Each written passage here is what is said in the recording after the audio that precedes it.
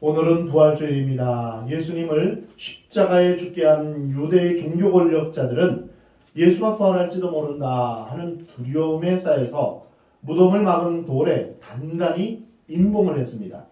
거기다가 특별 경계령을 내려서 파수꾼을 세워서 무덤을 지키게 했습니다. 창과 칼을 든 그 군인들이 지키고 있기에 어느 누구도 접근할 수 없었습니다.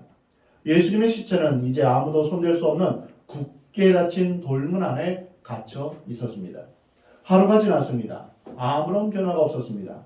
이틀이 지났습니다. 여전히 아무 변화가 없었습니다. 그런데 3일째인 안식일 다음날 새벽 엄청나고 놀라운 변화가 일어났습니다. 우리는 그것을 부활이라고 합니다. 예수님이 부활하시는 광경을 직접 목격한 사람은 아무도 없습니다. 다만 사람들은 이미 부활하신 예수님을 만났을 뿐입니다. 오늘 본문 1절에 안식일이 다 지나고 안식 후 첫날이 되려는 새벽에 막달라 마리아와 다른 마리아가 무덤을 보려고 갔더니 예수님의 부활은 예수님의 시체에 향품을 바르려던 여인들이 처음으로 목격했습니다. 그러나 이 여인들은 부활을 믿은 사람들이 아니었습니다. 그들은 단지 인간적으로 예수님을 사랑하고 있었을 뿐입니다. 안식 후 첫날이 되는 새벽, 이것은 안식일이 지난 주일을 말합니다. 즉 우리가 지금 말하는 일요일 새벽을 말합니다. 유대인들은 금요일 해가 지는 저녁부터 토요일 저녁까지 안식일을 지키는데 우리 그리스도인들은 지금 안식일 대신에 주일을 안식일로 지키고 있는 것입니다. 왜냐하면 그날 예수님이 부활하셨기 때문입니다. 우리는 주일을 지키면서 매주 예수님의 부활을 기념하는 것입니다. 그래서 매 주일을 작은 부활절이다 이렇게 부르기도 합니다. 유대인들은 안식일에 노동을 할 수 없었기에 여인들은 안식일이 끝날 때까지 기다렸다가 안식일이 끝나자마자 해도 뜨기 전에 사랑하는 주님의 시체가 있는 무덤을 향해 나아갔던 것입니다. 무덤에 도착했을 때 이 여인들의 눈앞에는 상상할 수 없는 엄청난 일이 벌어지고 있었습니다. 오늘 본문 2절에 큰 지진이 나며 주의 천사가 하늘로부터 내려와 돌을 굴려내고 그 위에 앉았는데 그 형상이 번개같고 그곳은 눈같이 희거늘 지키던 자들이 그를 무서워하며 떨며 죽은 사람과 같이 되었더라. 그들이 발견한 것은 형상이 번개 같고 또한 그 옷은 눈같이 흰 천사이었습니다. 지진이 일어나면서 하늘에서 온 번개 같은 형상의 천사가 무거운 돌문을 굴려내고 그 돌 위에 앉아있는 장면을 목격한 것입니다. 무덤을 지키는 자들은 이 장면을 보고 얼굴이 사색이 되어서 무서워서 죽은 자처럼 꼼짝을 못하고 있었습니다. 예수님의 시체가 갇혀있던 그 무덤은 뻥 뚫려버렸습니다. 부활을 믿지 못하고 있었던 여인들, 부활 신앙이 없었던 이 여인들, 인간적으로만 예수님을 사랑하고 있었던 이 여인들에게는 큰 충격이 아닐 수 없었습니다. 전혀 예기치 못했던 사건이었기 때문에 엄청난 충격이었고 한편으로는 불길한 예감이 들었습니다. 예수님이 부활하셨다고 믿지 못했기 때문에 누군가 와서 예수님의 시체를 도굴해 갔다, 훔쳐갔다 이렇게 생각한 것입니다. 여기까지 생각하니 이것은 보통 일이 아니었습니다. 이때 천사가 말합니다. 오늘 본문 5절에 천사가 여자들에게 말하여 이르되 너희는 무서워하지 말라. 십자가에 못 박히신 예수를 너희가 찾는 줄을 내가 노라.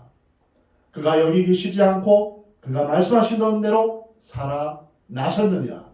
와서 그가 누우셨던 것을 보라.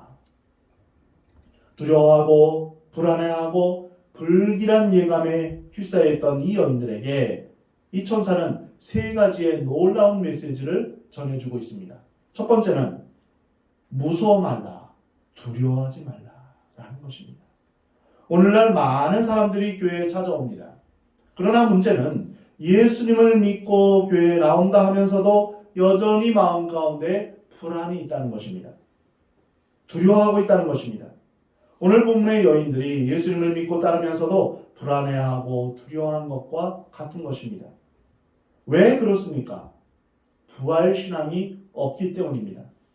교회에 나오더라도 십자가를 분명히 바라보지 못하는 사람들은 자신의 죄가 용서받았는지 용서받지 못했는지 의심합니다. 내 죄가 용서받았을까? 나는 천국 갈 수 있을까? 이런 의심 가운데 늘 불안해합니다. 그래서 늘 죄책감과 갈등 속에서 양심의 자유를 누리지 못하고 있습니다. 내가 교회를 좀 더 열심히 나오면 주님이 좀 더 용서해 주실까? 헌금을 많이 하면 하나님이 좀 봐주실까? 내가 전도를 많이 하면 하나님이 내 죄를 좀 더 많이 용서해 주실까? 이렇게 생각합니다. 주님의 뜻대로 좀 더 열심히 살지 못하면 내 죄가 용서받지 못한다고 그렇게 불안해하는 것입니다. 사랑하는 성도 여러분, 예수님을 믿는 우리는 이미 우리의 행위에 상관없이 우리의 모든 죄는 다 용서함을 받았음을 믿으시 바랍니다. 영접하는 자, 곧 그 이름을 믿는 자들에게는 하나님의 자녀가 되는 권세를 주셨다라고 우리에게 약속하셨습니다. 예수님을 믿는 여러분은 이미 하나님의 자녀가 되었습니다. 여러분의 모든 죄는 다 용서함을 받았습니다. 그러나 부활신앙이 없는 사람은 자신의 죄가 용서받았다고 생각하면서도 계속 불안해합니다. 미래가 불안합니다. 세상살이가 불안해합니다. 예수님은 과연 살아계실까? 예수님은 나와 함께 계실까? 지금 여기 계실까? 이렇게 의심합니다. 우리는 예수님 안에서 우리의 모든 죄가 다 용서받았고 나는 주님 안에서 용납되었다. 이것을 온전히 신뢰하시기 바랍니다. 오늘 본문의 여인들은 예수님의 시체를 찾았지 살아계신 예수님을 찾지는 않았습니다. 불안의 원인이 바로 여기에 있습니다. 교회 나오면서도 신앙생활하면서도 부활하신 예수님을 만나지 못한 사람은 교리에 파묻히고 전통에 파묻히고 형식에 파묻혀서 단지 종교적인 생활을 할 뿐입니다. 교회만 왔다 갔다 할 뿐이지 헌금만 할 뿐이지 살아계신 예수님을 만나지 못한 것입니다. 요한복음 14장 1절에 예수님은 사랑하는 제자들에게 이렇게 말씀하셨습니다. 너희는 마음에 근심하지 말라. 하나님을 믿으니 또 나를 믿으라. 오늘 우리에게도 동일하게 말씀하십니다. 너희는 마음에 근심하지 말라. 두려워하지 말라. 하나님은 우리의 삶에 불안이 없게 되기를 원합니다. 염려하지 않기를 하나님은 원하십니다. 구약의 여러 메시지를 보아도 신약에서도 보면 하나님께서 우리에게 자주 하시는 말씀이 있습니다. 두려워하지 말라. 놀라지 말라. 무서워하지 말라. 이 말씀을 자주 하십니다. 불안과 염려의 근본적인 이유는 무엇일까요? 그 밑바탕에는 무엇이 깔려 있을까요? 바로 죽음입니다. 죽음 때문에 두려워하고 불안해하는 것입니다. 죽을까봐 두려운 것입니다. 예수님을 믿는 우리가 근본적으로 죽음이 두렵지 않은 이유는 바로 부활이 있기 때문입니다. 우리가 불안한 세상, 위험이 많은 세상, 내일 일도 예측할 수 없는 세상에 살면서 분명한 확신과 믿음을 가지고 사는 이유는 예수님이 부활하셨기 때문입니다. 여인들은 예수님의 시체를 누가 훔쳐갔다고 불안해합니다. 그러나 예수님의 시체가 없어진 것은 부활 때문이다. 이것을 알았을 때 기쁨과 감사와 감격과 승리만이 있게 됩니다. 시체가 없어지는 것이 더 이상 슬퍼할 사건이 아니라는 것입니다. 그렇습니다. 우리가 이 세상에서 당하는 모든 고통과 고난과 역경과 억울함과 손해보는 것도 우리가 고통이 아니라 불안해할 것이 아니라 이것은 오히려 우리에게 승리의 소식입니다. 우리가 이 모든 것을 살아계신 예수 그리스도를 통해 볼 때, 즉 부활하신 예수 그리스도를 믿을 때 이 모든 것들은 오히려 축복이 되는 줄 믿으시 바랍니다. 나에게 주어지는 여러 환난이나 어려움들이 오히려 하나님께서 우리에게 복을 주시는 통로가 되시는 것입니다. 내가 받는 고난은 장차올 영광과 좋게 비교할 수 없습니다. 내가 아프다고 하는 것은 더 이상 저주가 아닙니다. 병이 저주가 될 수 없습니다. 실패가 저주가 될 수 없습니다.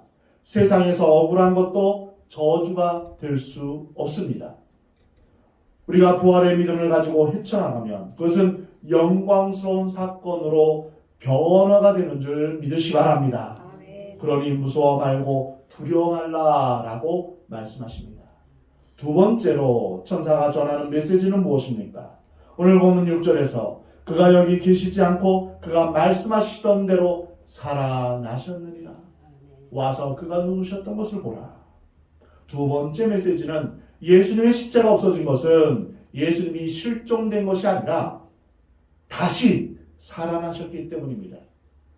예수님이 생전에 예언하셨던 것처럼 3일 후에 다시 부활하신 것입니다. 예수님의 시체를 뒀던 곳에는 시체가 이미 사라져버리고 말았습니다. 살아계신 하나님께서 예수님을 다시 일으키셨으므로 부활하신 것입니다. 예수님은 약속하신 대로 다시 살아나셨고 천사들은 이 기쁜 소식을 여인들에게 전해주었습니다. 그가 살아나셨느니라. 살아나셨다. 이 말의 의미는 무엇입니까? 2000년 전 예수님의 시체가 아리마대에서 요셉이 예비한 새 무덤에 누였다가 살아나셨다. 이것은 그때만 살아나신 것이 아닙니다. 2000년이 지난 지금에도 지금도 여전히 살아계신다. 이 의미입니다. 이것이 살아나셨다는 진정한 의미입니다. 기독교가 2000년 전에 초대교회로 끝난 것이 아닙니다. 예수님이 부활하셨기 때문에 예수님이 지금도 살아계시기 때문에 살아계신 주님이 지금도 전 세계에 전파되는 것입니다. 우리는 죽은 사람을 믿고 죽은 사람을 전파하는 것이 아닙니다. 부활하신 주님이 다시 죽지 않으셨습니다. 지금도 살아계시며 우리와 함께 하시는 것입니다. 그러기에 우리는 그 살아계신 주님을 전하는 것입니다. 성경이 영원한 베스트셀러가 되는 이유는 죽은 책이 아니기 때문입니다. 천지는 없어지겠으나 내 말은 영원히 없어지지 않을 것이다. 주님 말씀하십니다. 살아계신 말씀입니다. 예수님이 소크라테스나 석가모니나 공자처럼 위대한 인물 중에 한 명이라면 예수님도 그 인물들과 같이 다른 사람들처럼 땅속에 그대로 있었을 것입니다. 그러나 그분은 살아나셨습니다. 예수님은 지금도 역사를 통치하시며 다스리시며 앞으로 산자와 죽은 자를 심판하실 영원한 왕으로 다시 오실 것입니다. 우리는 빈 무덤을 목격한 여인들의 그 영적인 상태, 마음의 상태를 볼 수 있습니다. 분명 그들은 자신의 눈을 의심했을 것입니다. 내가 지금 헛것을 보고 있나? 왜 무덤이 비어있지? 자신의 귀를 의심했을 것입니다. 예수님이 살아나셨다고? 어떻게 그런 일이 있을 수 있지? 현재의 상황, 일어나고 있는 이 상황을 믿을 수도 믿지 않을 수도 있었습니다. 사실 부활 사건은 그렇게 쉽게 믿어지지 못합니다. 우리는 우리의 이성이나 경험, 상식이나 합리적인 사고의 틀 속에 살고 있기 때문에 부활 사건을 처음 접할 때 그것을 쉽게 받아들이는 것이 어렵습니다. 그래서 리 스트로벨이라는 그런 무신론자는 부활이 실제로 일어날 수 있는 사건인가? 이것을 기자로서 기자의 신분으로 과학적으로 밝히려고 여러 사람을 인터뷰하면서 연구했습니다. 그리고 나중에 부활 사건이라는 책으로 출판했습니다. 이 책에서 그는 결국 예수님의 부활 사건이 역사적 사건이고 진실임을 알게 되었습니다.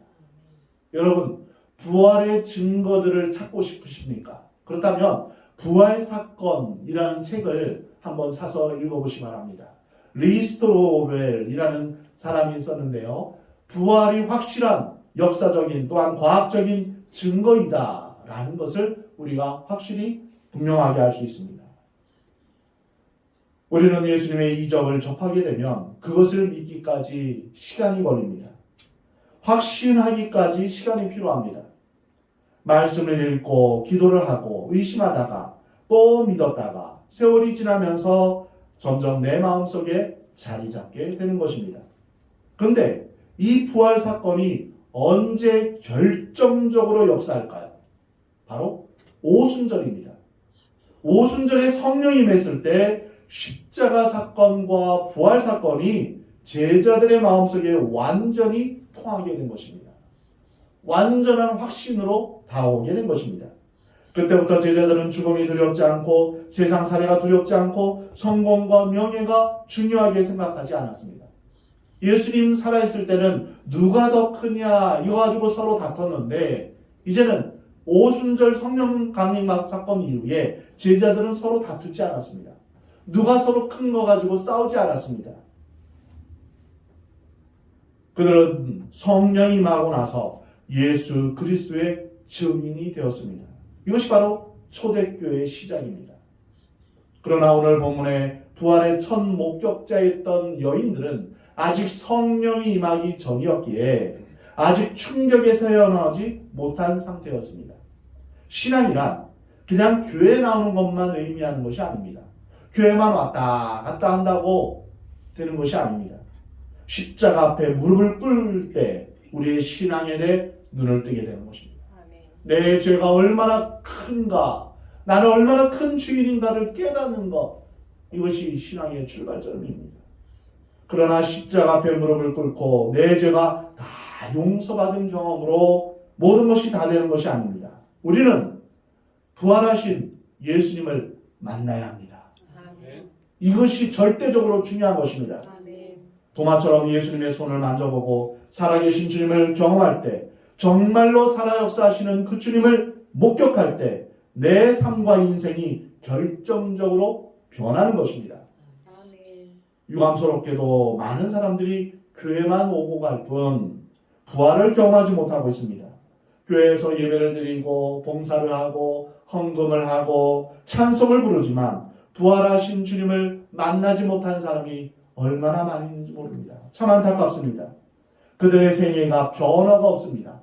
여전히 자기중심적으로 자기를 사랑하며 살고 있습니다. 하나님 나라와 하나님의 영광을 위해서 살아가는 것을 최우선적인 목적으로 삼지 않는 것입니다. 세상적인 유괴 생활을 그대로 간직할 뿐입니다. 요한복음 20장에 보면 천사들이 이르되 여자여 어찌하여 우느냐 이르되 사람들이 내 주님을 옮겨다가 어디 두었는지 내가 알지 못함이니이다. 이 말을 하고 뒤로 돌이켜 예수께서 계신 것을 보았으나 예수이신 줄 알지 못하였노라. 예수님이 거기 서 계셨습니다. 그러나 이 여인은 그가 예수님인 줄 알지 못했습니다. 동산지기인 줄 착각했습니다. 이 여인은 이른 새벽 예수님의 무덤을 찾아왔습니다. 그리고 예수님의 시체가 없어진 것을 보고 걱정하고 있었습니다. 그러나 그들은 막상 찾던 주님이 서 계실 때 알아보지 못했던 것입니다. 이것이 우리의 영적 상태입니다. 예수님이 바로 옆에 계신데 멀리 계신 것처럼 예수님을 크게 부릅니다. 저 하늘에 계신 것처럼 생각하면서 멀리 계신 그 예수님을 부릅니다. 사랑하는 성도 여러분, 여러분은 지금 우리 옆에 계신 예수님을 느끼고 계십니까? 예수님은 바로 이 자리에 이곳에 계십니다. 우리의 마음속에 계십니다.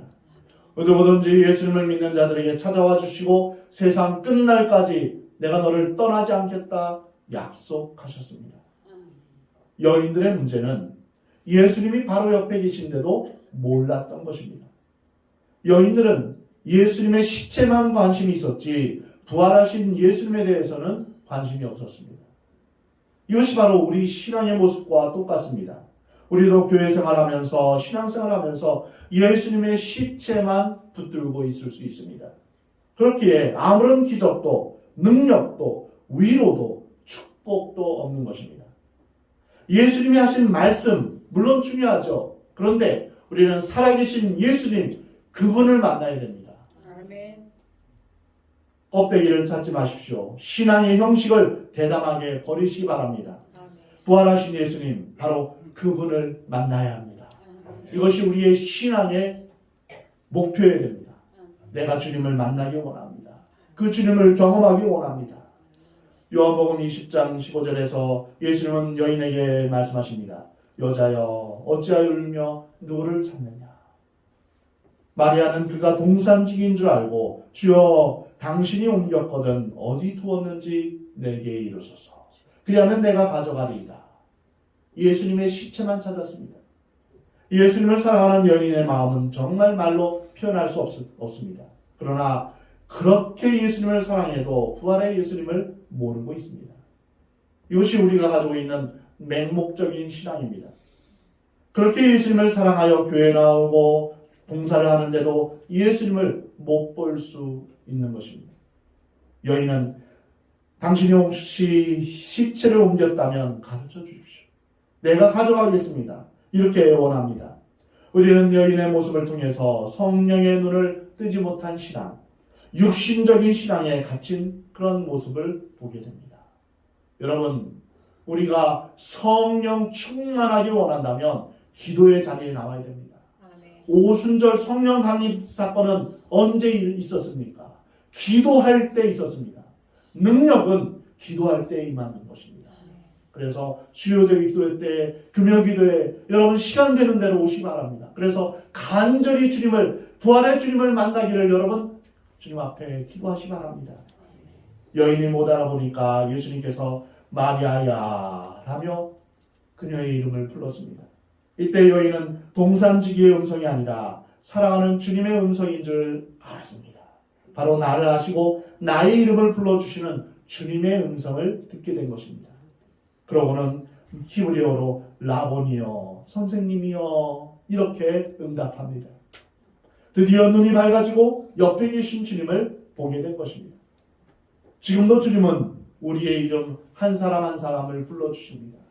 진영아 이렇게 우리의 이름을 불러주십니다. 여러분 각자의 이름을 불러주십니다. 마리아야 하고 불러주셨던 것처럼 영적으로 어둠 가운데 영적으로 어둠 가운데 있는 우리를 향해서 우리 한 사람 한 사람 이름을 불러주십니다. 사랑하는 성도 여러분, 여러분에게 예수님을 보는 눈이 있기를 바랍니다. 아멘. 영안이 띄어져서 예수님을 바라볼 수 있기를 바랍니다. 예수님의 사랑스러운 음성을 들을 수 있는 귀가 열리기를 바랍니다. 예수님은 살아나셨습니다.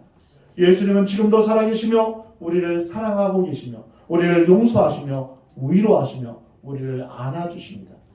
보듬어 주시며 축복해 주십니다. 예수님은 멀리 계시지 않습니다. 지금 우리 안에 계십니다. 바로 우리 곁에 계십니다. 우리가 배신을 당할 때도 옆에 계셨고 실패할 때도 옆에 계셨습니다. 우리가 슬퍼하며 외로움에 눈물을 흘릴 때도 주님은 그때도 우리 곁에 계셨습니다. 내가 혼자다라고 생각하며 외로워할 때도 주님은 옆에 계셨습니다. 그분이 바로 부활하신 예수 그리스도이십니다. 부활하신 예수님을 만난 여인들은 변화되기 시작했습니다. 참된 신앙이란 부활하신 예수님을 만날 때부터 능력과 변화의 역사가 일어나는 것입니다.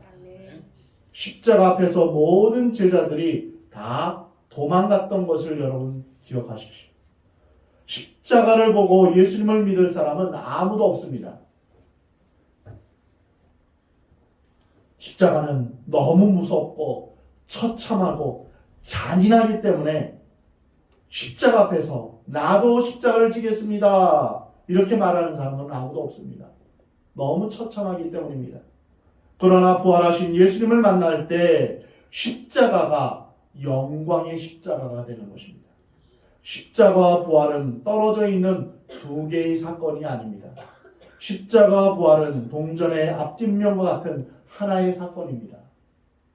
십자가 없는 부활이 없습니다. 부활 없는 십자가 또한 존재하지 않습니다.